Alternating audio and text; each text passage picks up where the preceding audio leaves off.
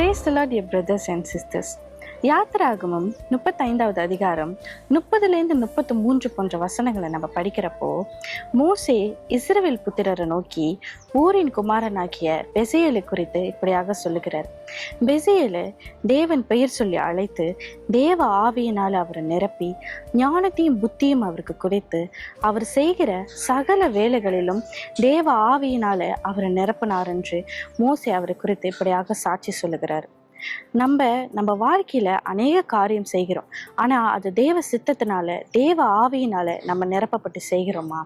கர்த்தர் இடத்துல ஒரு வார்த்தை கேளுங்க.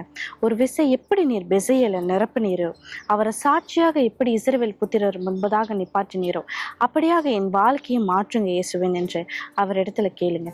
நம்ம கையிட்டு செய்கிற சகல வேலைகளிலும் தேவ மகிமைக்கென்று, தேவ ஞானத்தினால அவர் கண்டிப்பாக உங்களை நிரப்புவார். தேவனுடைய கரத்தில் ஒப்பு கொடுங்க.